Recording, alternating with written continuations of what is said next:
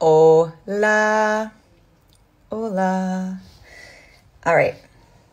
I am going to do this. Let me know if you guys can all hear me because I'm connected with my iPods, but I don't know if you can hear me. And let me see when Ben is coming in. There you are. I'm sending you that request. Ben.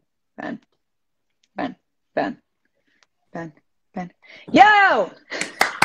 Oh, Are we man. matching? Are we? I think we are. This is pretty cool. Yeah. Oh, man, it's so good to see your face. It's so good to see you. How are you? I'm doing well. I started reading this actually not too long ago. Last. Oh.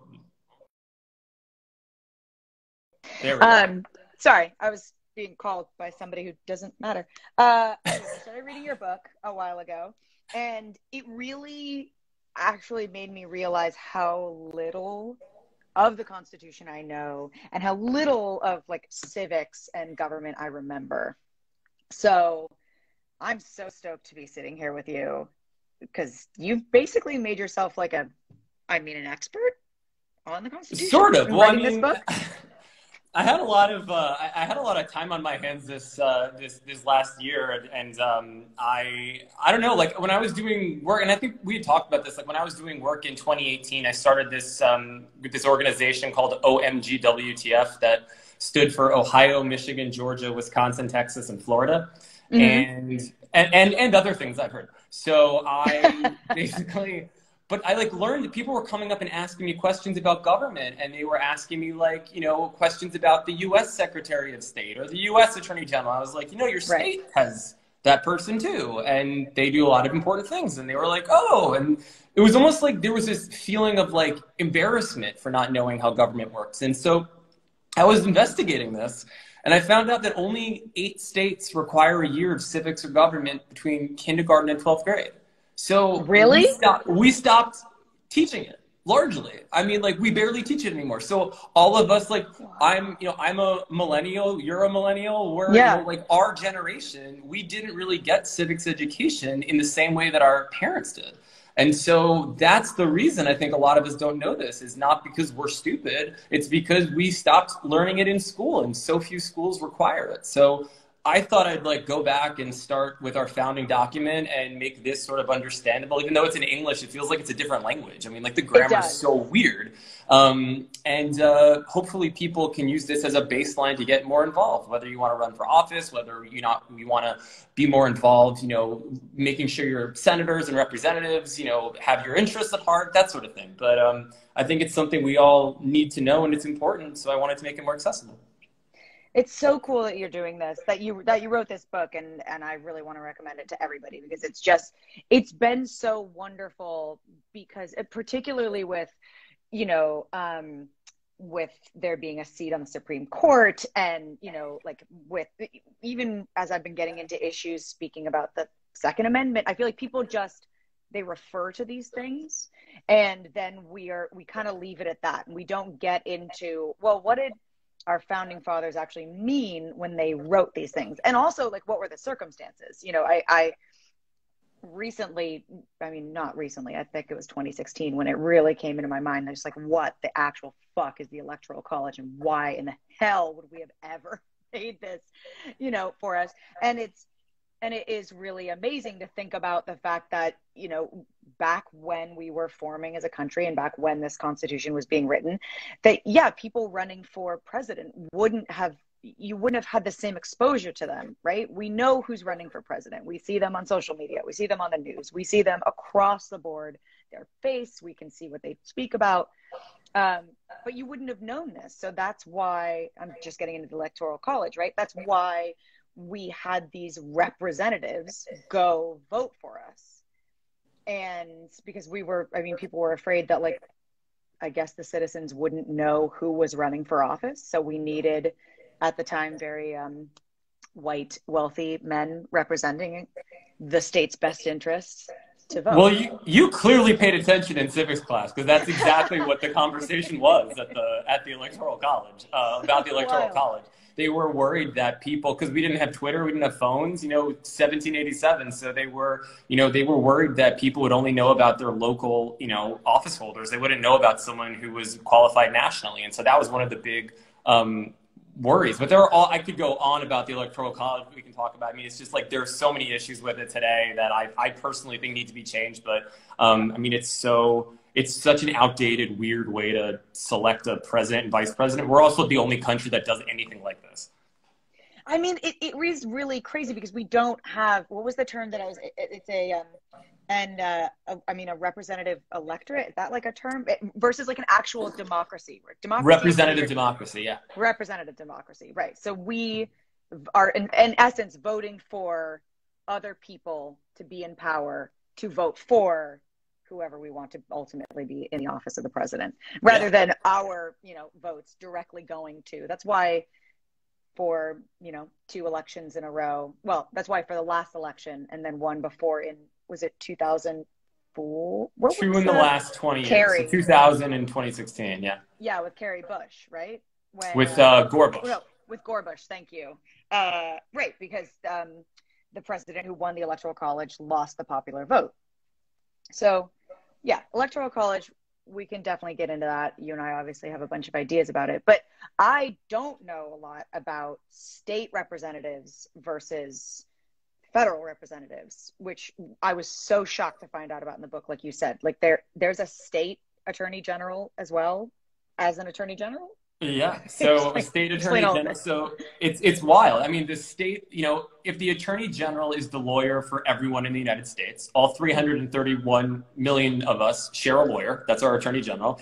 Everyone in our state shares a lawyer. That's our state attorney general. And same thing down to, there's the head lawyer for your county. There's a county attorney. So that's the lawyer for everyone in your county. The lawyer for everyone in your city is the city attorney. So it's like the person who represents the people of the city, the county, the state, or the country. That's our collective lawyer. So if somebody does something in our state, like pollutes our water and, pollutes our air, our state attorney general can sue them and be like, hey, I represent 40 million people in California. Fuck you, stop polluting the water and harming for 40 million people. And so they work on behalf of us, and we elect them at the state. In most states, we elect them. In most counties, I believe, and cities, we elect them. Some of them are appointed, but, they work for us. They're our lawyer. It's so great. So is that why, this is, again, there are no dumb questions, but like dumb question. So is that why when there is a case that's brought before a judge, it can say like Troian Bellisario versus the state of California, right? So that would be, I would be a defendant against the state attorney general as my prosecutor? So, yeah. So if the United States is the party, if it's like, the United States is prosecuting somebody, it'll usually say like the United States versus something. But for example, there's a famous Supreme Court case called Shelby County versus Holder, where a county in Alabama sued the United States, and so they have the Attorney General's name, Eric Holder, in the case. So sometimes it'll say the Attorney General, but it also will sometimes say the county and the city. So yeah, it could be Troian Bellisario versus the state of California where you live, or if you sued another state, it could say that.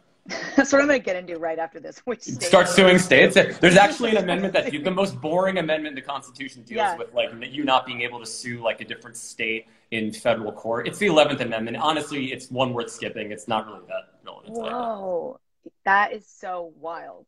So, I mean, how do you feel? Have you already voted? I have. Yeah, I voted 3 days ago. I think 4 days ago. Me too. That was like right when I voted, and it felt good to be able to put that ballot in an official ballot box. And I recently even got an email that was like, your ballot has been received. So I was like, oh, I did too. Yeah. Yes. It feels like you get the digital sticker and you can post it. Yeah.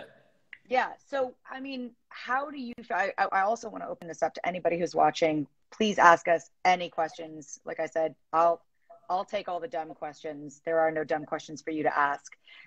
Congratulations for those of you who have already voted. That's awesome. So yeah, ask us questions about voting, about government. I mean, how do you feel going into this election? Because is everybody up? Here's another dumb question. Is everybody up for re-election right now? I know just 2 years ago, we voted for a lot of people in the House, and we voted for do we vote for Senate 2 years ago? Mm-hmm. Okay. So is everybody up, or do we have? So everybody in the House is up, and they're up every 2 years. So all 435 U.S. representatives are up for re-election every 2 years. And then a third of the Senate is up every 2 years. So this year, because it's 100 senators, so it's not an even like a third. So they have it, so it's like 34, 34, 32, or 34, 33, 33. But this year, there's actually 35 Senate races because there's one special election in Georgia. So Georgia, actually, both of Georgia's senators are up this year.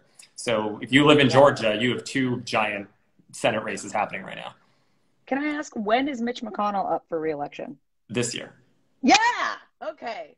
That's pretty cool. He has a woman named Amy McGrath, who's an Air Force veteran fighter pilot. She's like a total badass. Whoa. Yeah. Okay. That's awesome. So he's running against her. And I mean, obviously, he's very, very busy right now, right? He's trying to confirm the next Supreme Court judge.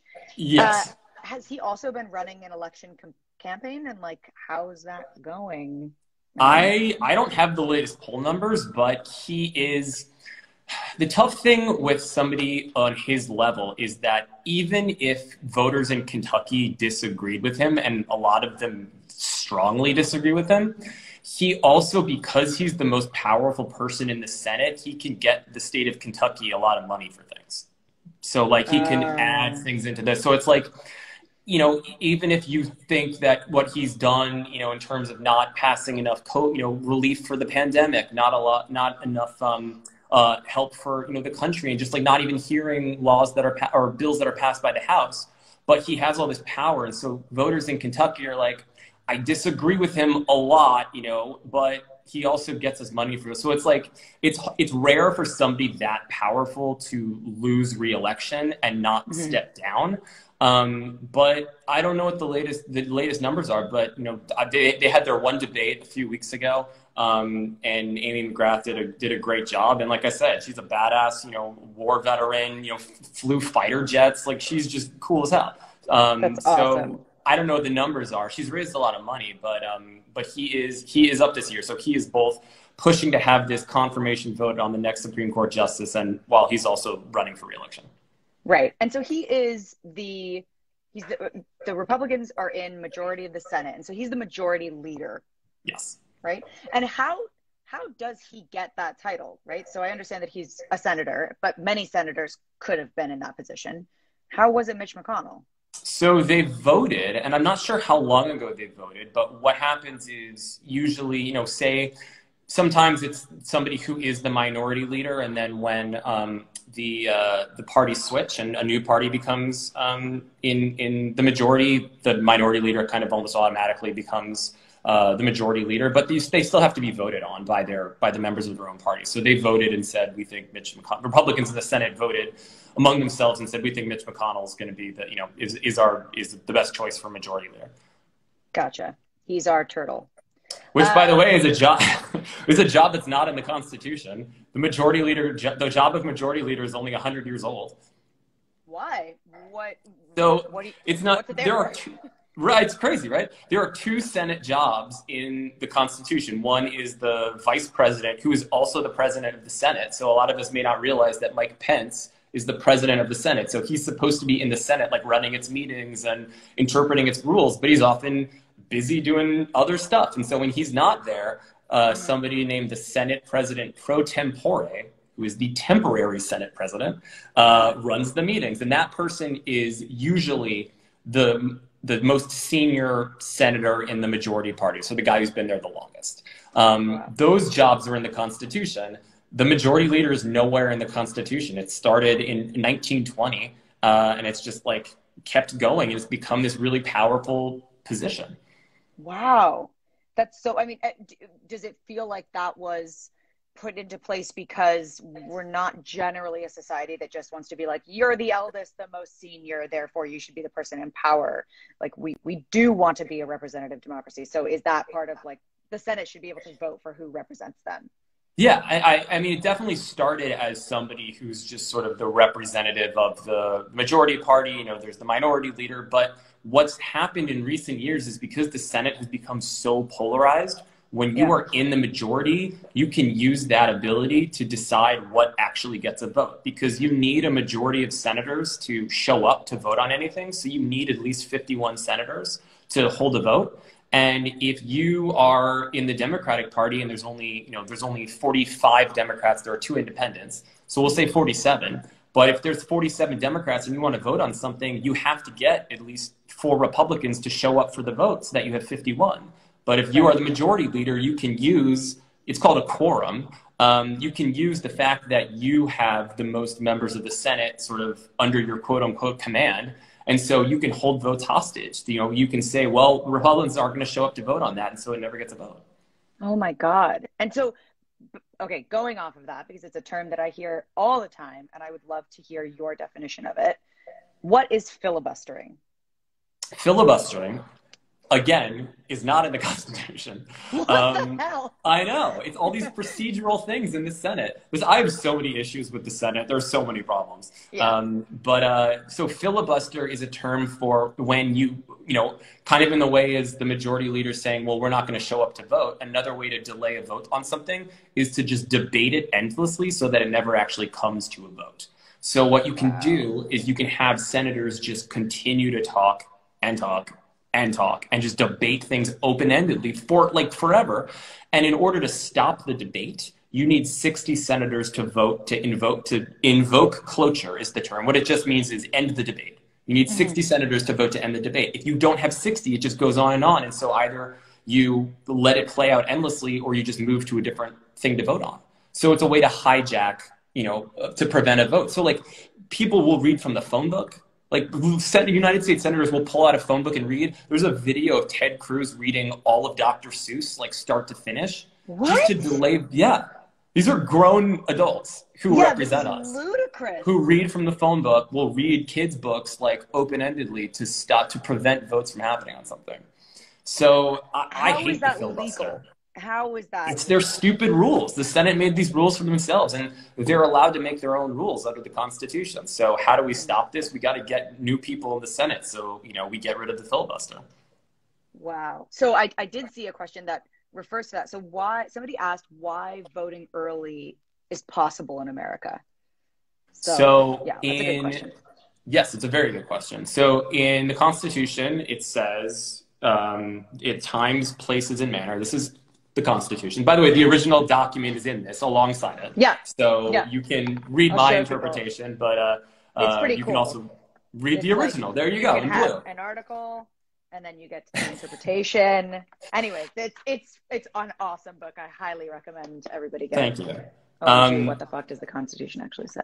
So why are we allowed to vote early? So the reason we can vote early is because states decide how we run our elections. So each state in the Constitution is allowed to decide the times, places, and a manner of elections. So that means they can, if they want to establish early voting, they can pass a law to establish early voting. If they want to allow vote by mail, they can pass a law to do vote by mail. If they want to do rules around absentee voting, they basically run their own rules. And Congress can override that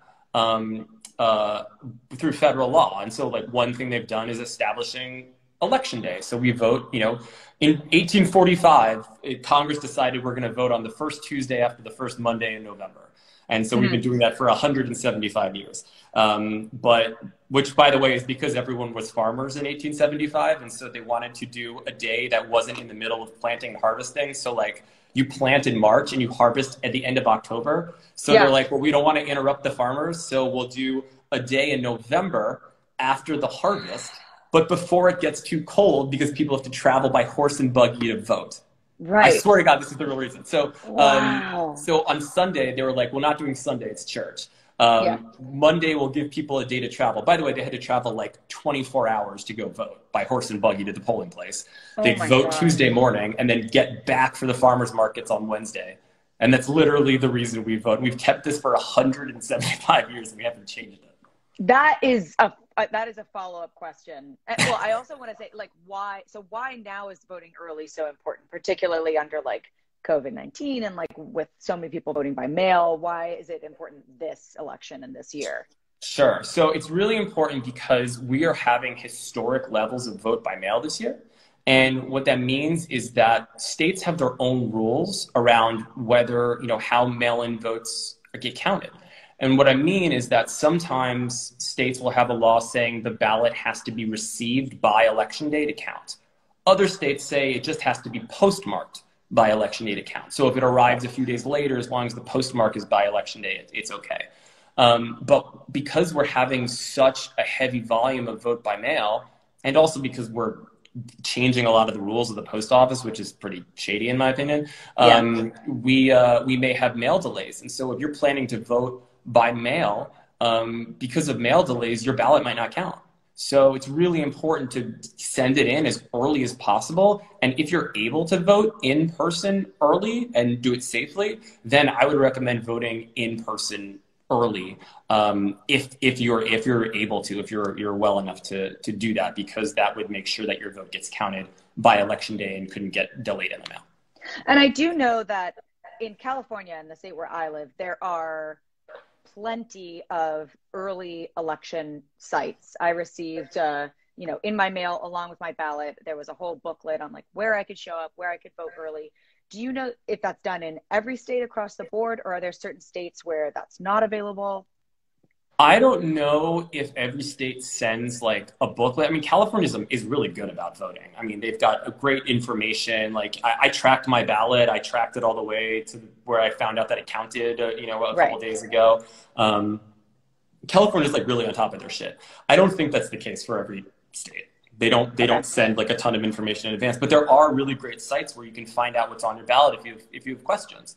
The site that I always use is called ballotpedia.org. I love it. I mean, it's not the most exciting, like it's not like super entertaining read, but it looks like Wikipedia, but exactly. It tells you everything that's in your county, your city, your state. Like it gives you all the information you need. So I highly recommend ballotpedia.org if you're wondering what's on your ballot this year. That's really awesome. And then there was another question. I did see that somebody said, who votes in the Supreme Court justice? Who makes that decision? So Supreme Court justices are nominated by the president and confirmed by the Senate. So we don't have a direct say in who gets to be on the Supreme Court. And if you care about the Supreme Court and who's going to be on the Supreme Court, then you should really pay attention to your senators. And you should know who your 2 United States senators are, and make sure that you share values with them so that when it comes time to vote for a Supreme Court justice, they're representing your wishes. So that actually does bring me to something that you can speak about, having written this book, is that Amy Coney Barrett, who is going to be confirmed on Monday, right? Mm-hmm. She calls herself an originalist, right? So somebody who interprets, I think this was the way she described it, somebody who interprets the law based on what was originally written. And there are some people who I guess would refer to themselves as Constitution originalists, right? Like, so whatever is written the first go around, pending amendments and stuff like that, like saying that Black people are only 3/5 of a person. Thanks for that amendment. We don't have to follow that anymore. How do you feel about originalists versus, I don't even know what the other term would be, interpretationalists? I feel like originalism is sort of bullshit. And here's why I think that. Because the Constitution was designed to be changed. The entirety of Article 5 explains the amendment process. And if they didn't want us to change it, they wouldn't have given us the ability to change it. And it's hard to change it. You need 3/4 of states to ratify an amendment. So that's 38 states. So if we want to amend the Constitution, we would, in the end, need 38 states to agree to it, which is hard. But they wanted us to amend this Constitution. In fact, Thomas Jefferson thought that we should have a brand new constitution every 19 years. That, when I read that in your book, I was like, how are we still not? I mean, we say that we hold up these men who wrote the Constitution, including Thomas Jefferson, as like these, I don't know, like demigods, and how intelligent they were. And one of the things that they stated was that this is a document, but it's going to need to be revised because so many things are going to change over the course of a country's history. Why don't we follow what Thomas Jefferson did? Why wasn't that a part of the Constitution, that it needs to be amended every 19 years? So Thomas Jefferson, while the Constitution was being written, he was off in France. He was basically the ambassador to France under the Articles of Confederation, but he was writing letters back and forth with his buddy James Madison, who was the chief note taker at the convention, and basically kind of, George Washington was like the convention president, but Madison was doing all the work. He was taking all the notes. He was letting people, know what they talk about. He was kind of like running it, directing it. And so Thomas Jefferson wrote him a letter and was like, hey, I think we should change the Constitution every 19 years. In fact, if you go to Washington, D.C., and if anyone's been to D.C. or is from D.C. or went there, in 8th grade for your government trip or whatever, and you go to the Jefferson Memorial, there's a quote on the memorial, on the side of the memorial, that talks about how laws and constitutions need to change with the progress of the human mind. And that to not change our laws and constitutions as we change as a society is like being a grown man and expecting a coat to fit you that you wore when you were like 5 years old. Yeah. And so this idea of originalism is not consistent with the people who wrote this. They wanted us to change it. And I think in order to change it, we have to first understand what's in it and what it says. But anyone who makes the argument that it's supposed to stay as it was in 1787 when it was written would be completely antithetical to what the people who wrote it wanted. Right. And so do you offhand, just because you're so knowledgeable about this, do you know any like hanging chad, like parts of the Constitution that are still applicable that we would just, if we really knew about it or they were actually enforced, we'd be like, this is crazy. How are we doing this? Meaning like things that are still allowed under the Constitution that are... Yeah, like for a while I know you had to, I don't even know if this is still possible, but like if a soldier came to your house, did you have to let them in and shelter them? So, yeah, the Third Amendment. So I think before that, what happened is before during the Revolutionary War, soldiers were coming over and just like shacking up in people's homes. It was like, free Airbnb. They just walk around and like insert themselves in people's homes without, booking it on the app. So I feel like they had to protect it. Where people can just like come in and like eat their food and, steal their clothes and whatever. So that's part of it. It's like a separation between the government and the people. And it's some say, there could be like a right to privacy that comes from there. The right to privacy comes from a different amendment. But yeah, there's a bunch of really weird stuff. We've changed a lot of it. I think the craziest thing is to me still is the Electoral College. Also the fact that we don't have the right to vote for president, and that we actually don't have, the Constitution doesn't say who can and can't vote. It's up to the states, really. So, really? Yeah. So basically, in elections for the U.S. House, if you could vote in your state's House elections, you can vote in your state's U.S. House elections. And we didn't even used to pick senators. We've only picked senators since 1913. Before that, state legislatures picked the senators directly. We didn't get to pick senators. And we still don't pick the president directly because of the Electoral College. So we've actually like expanded democracy a lot since the beginning, but we definitely still have a way to go. That's so bizarre. Hi. I love you. Bye. I love you too. Ben, Ben loves you too. That is just so wild to me. And so, yeah, like you said, it is really hard to change the Constitution. And also we have a lot of people, particularly people that are in power right now and more people that are going to be in power, that are sort of sticklers about this, like the Constitution is gospel and therefore we must hold it at its word, when, like you said, that's what an amendment is for. It is to amend and change and adapt. I saw another question up that I wanted to ask you. Do you think this election will change the pandemic situation? Somebody said, sorry if it's a dumb question. Not a dumb question. Not a dumb question. No dumb questions. No dumb questions. Seriously. I think that if we, right now, we aren't passing more laws that would give people relief from, business losses. We need to pass laws that give people relief who are losing money with their small businesses, who are losing their livelihood, who are falling on hard times because they can't make rent payments. And right now the Congress isn't doing that. They have one job to keep us safe and make our lives better, and they're not doing it. I mean, there's literally been one bill passed in Congress since the pandemic started, and it's insulting and frustrating. And so I think if we make changes in our Congress, we could change how we handle the pandemic at the federal level, at least in terms of getting more money for people. And so to follow up on that question, because did you watch the debates last night? I did, yeah. Me too. Yeah, thoughts aside for a second. And but there was a lot of Trump accusing Biden of saying, you say you're going to do all of these things, but what did you do for 8 years when you were vice president? And that was really confusing to me because, first of all, I was like, he was vice president. There's a lot of, there's one other person above him, Obama, and Joe Biden might have wanted to do a lot of these things. But like he also said, finally, there was a Republican majority in the Senate. So, I mean, how accountable do you feel like Biden should be for the 8 years that it's just such a convoluted response to me when Trump says like, well, you say you want to do all of these things, but you didn't do them 8 years ago. Well, I guess now, like after 4 years, 12 years ago.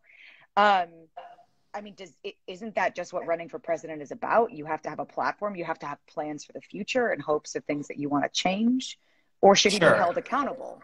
So I have two thoughts about this. One is that, to answer sort of like the micro question and the macro question. So for holding Biden accountable, A, as you mentioned, he was vice president. B, when the Democrats did have the House, the Senate, and the presidency, they passed healthcare reform. They passed the ACA and got healthcare for millions of people. They also helped, pass a law to give, to help fix the crisis from 2008, the financial crisis, and bail companies out. I mean, General Motors was saved in part because of the work of Vice President Biden and passing this bill to give people relief. So, they did do two pretty significant things in the first 2 years that he was vice president. But what happened in 2010, there was a midterm election. Not a lot of people showed up. Democrats no longer had control of the House and the Senate. And so what happened is that Congress just blocked everything that they tried to do for the next 6 years. Mm-hmm. And I think it goes, and the larger point is that we kind of are taught government wrong in terms of the branches of government and what power they have.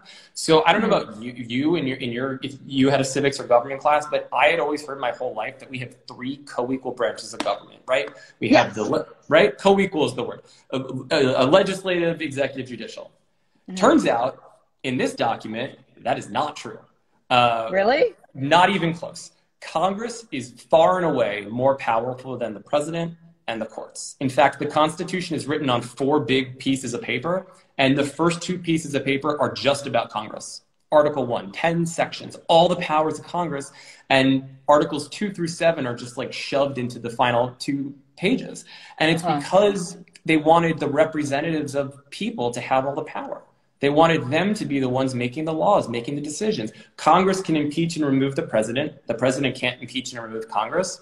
Congress can impeach and remove a Supreme Court justice. Supreme Court justices can't impeach and remove Congress. So, there are checks and balances. People can a president can veto a law. Congress can override that veto so they can check and balance each other. But the power is not equally distributed. Congress is way more powerful than the other branches. And it's the same with our state. Our state legislature is more powerful than our governor, our judges. So the parts of the government that we pay so much attention to are kind of shiny and noisy, but it's not where the power is actually lying, and that's Congress. And so at the end of the book, I talk about how it's so important for us to know 5 people in our life: our 2 U.S. senators, our 1 U.S. representative, our state senator, and our state representative. And you may have more than one state rep or state senator, there's something called multi-member districts. So you have two people who represent you, or three. Right. But these people are our most powerful voices in government, according to the Constitution. Like, they have so much power. And so it's really just retraining ourselves to focus where the actual engine of the government lies. And when you say know these people, how do you, if you want to affect change or something is, you feel like a law doesn't, you're coming up against something or there's something you want to change in your state, how do you approach them? Is it a phone call? What's best, an email, a written letter? You show up to their office, you filibuster at their asses in their own office. Like, how do you get them to work for you? Well, short of standing outside their office reading every Dr. Seuss book from beginning to end for a 3-day period. I'm willing to try. Which I'm down to do it with you. I mean, that would definitely be a strange thing for that representative, but maybe they deserve it. Yeah. I would say that, first of all, people should look up who their representatives are. So if you don't know who your senators are, you can go to senate.gov and type in your state and it tells you your senators. If you don't know who your member of the House is, you can go to house.gov and type in your address. It tells you who your person is. And then go to a site called openstates.org, and you type in your address. It tells you who your state legislators are, your state senators and your state representatives. But what you should do is you should follow these people on social media, because it turns out that social media is a really powerful way, especially Twitter, to get their attention. Because unlike calling your representative or writing them a letter or sending an email, those can, I mean, to be honest, like, those could be ignored. Those could be deleted. But if you tweeted somebody, like if you, Troian, tweeted a video at your state senator and said, hey, I want you to do this, or there's a vote coming up, you should vote this way, everybody sees it because it's public. So it's one-to-one communication, but it's public, and so people can search for it. So unless you're violating Twitter's terms of services, which I don't think you would do, you're a pretty polite person, you could, that stays up forever, and people can see you putting them on blast. And organizations have looked at this and said that it's a really effective way to get your legislators' attention, especially because not a lot of people do that, Not a lot of people are like holding them accountable on social media. And so it's an incredible way to get your representatives' attention. That's so cool. And so you had mentioned, you said senate.gov. I'm just writing this down, right? Senate.gov, house.gov. Yep. And what was the last one? It was open house. Openstates.org. Openstates.org. Okay. Openstates.org. I'm also, when I post this, just going to put those underneath so that people can definitely see them. I wanted to see if there's anything else. I know what are you going to do tonight? I'm going to be on Real Time with Bill Maher. I'm so excited for you. Are you nervous? A little bit. I mean, I feel like you've done a ton of shows like this. You're like a pro at this. This is sort of my first publicity experience. So I had my first appearance on TV was on CBS News. And then I was actually on Good Morning America a week and a half ago. And so this is my third time, but I feel like it's the longest appearance. So those other ones were like a minute or, 2 minutes. This is 10 minutes one-on-one. So I'm definitely a little nervous. One-on-one? Yeah. And then are you going over to be on the panel? No, I'm before the panel. Oh my God. I can't believe I'm the top of the show. This is crazy. I'm so excited to watch you tonight. I'm a little nervous. This is, I feel like you have such a big audience that this is like good. This is like practice for me to be, to get the nerves out. I really just got to say, I mean, you know this stuff backwards and forwards. Your book is incredible. And people are asking, where can they pick up the book? That's actually a good question. You can get it anywhere online. You can get it at Amazon, Barnes & Noble. It's available at Walmart. If you want to support a local bookstore, you can get it at Bookshop or IndieBound. Those are places where you can get connected with a local bookshop to help them, through the pandemic. But yeah, it's available everywhere books are sold. And it's in Spanish too. If you speak Spanish, it's in Spanish too. Nice. And so is there anything else? I'm just gonna hold this up in front of me for a while. Is there anything else that you want to make sure to talk about or get out to people, or, because I feel like also what'll be really cool is I'll post this and then people can post their additional questions in the comments.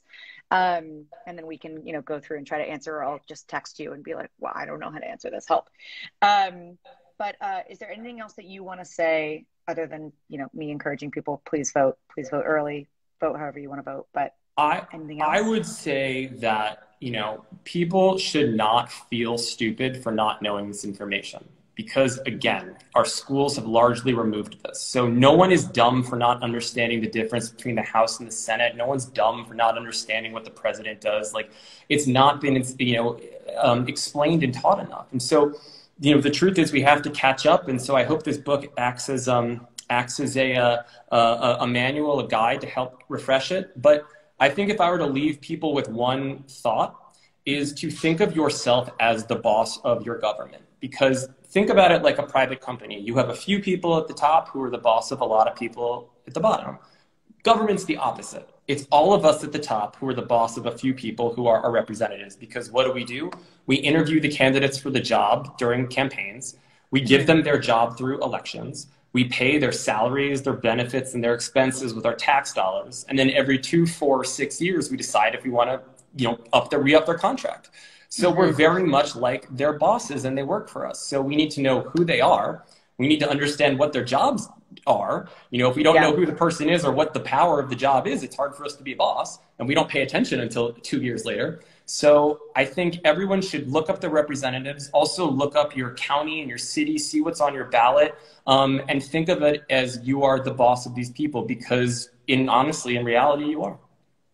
It's so cool.